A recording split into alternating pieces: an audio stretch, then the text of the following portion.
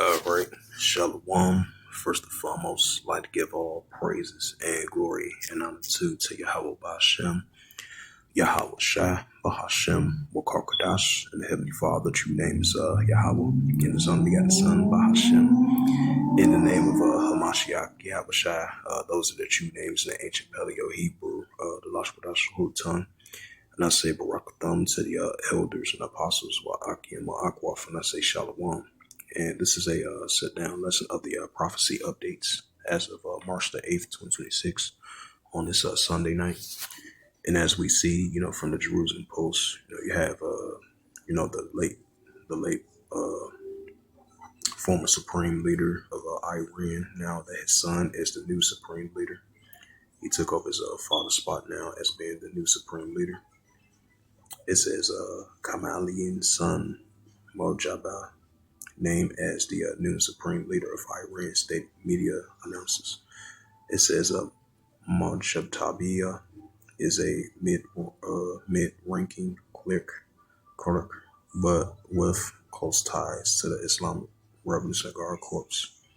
Iran's ideology frowns on the hereditary success, and IDF will pressure every successor.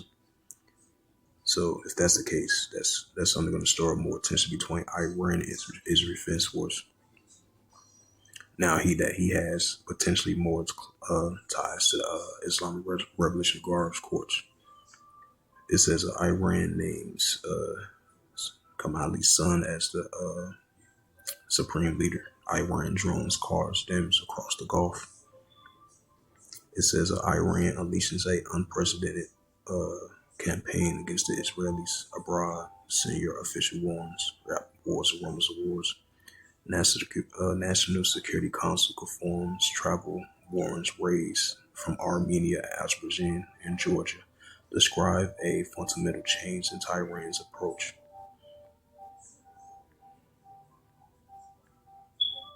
It says the seven U.S. service member unalive during a Operation Epic Fury, CENTCOM reports.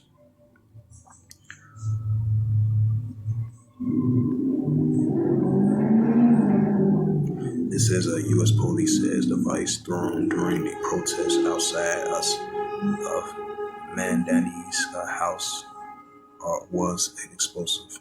Right, because you had protests took place over there in New York. Was that Saturday? Because you had pro-Muslim protests versus the anti-Muslim, anti-war protest. Protest was taking place yesterday over there in New York. So that's what you call what's that uproars in the world. Luke 21 verse 25 and that second edge in verse 3.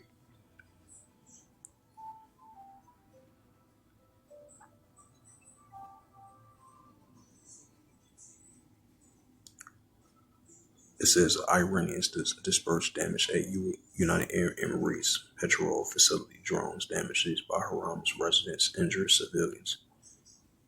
It says Iranian ship leaves Chinese port with suspected missile fuel during war report. Israel's strike exposed the vulnerability of Iran's nuclear lifeline. A 7 U.S. member passes away during a Operation Fury, CENTCOM says.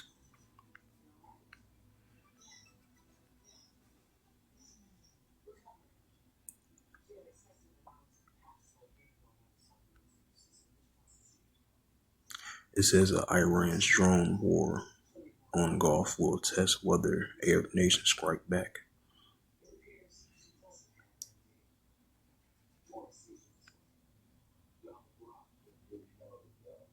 It says Iran's threat to burn ships is choking off Persian Gulf oil flow to the world.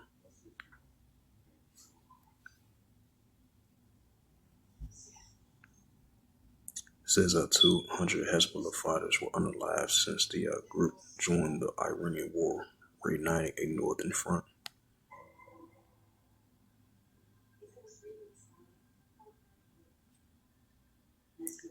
It said Trump pragmatically changed course. He has no interest in Kurdish offense in Iran. Right, because the Kurdish fighters, they was like, no, we don't want to trust America. We gave them arms before. Now, we kind of skeptical and not trusting them this second time. Because they was thinking about. Mr. Rank. Oh, so, He may come in with it. yeah. Black Ops 7. Yeah. Yeah, I see the phone. So I called you. As soon as I get through with the recording, I'll let you know when I finish. It says Israeli Tehran eliminates senior Iranian officials linked to the anti-Israel operations. Israel will target every successor appointed by Iran's Supreme Leader IDF warns. Right, the United States said the same thing as well too. So that's an indicator right there that the tensions are only going to stir up between Iran and Israel Defense Force. Because, Iran and Israel Defense Force, they are arch nemesis anyway. So best believe these tensions are really going to stir up between these two nations. And this is Matthews. Yep, Matthews 24 and verse 6.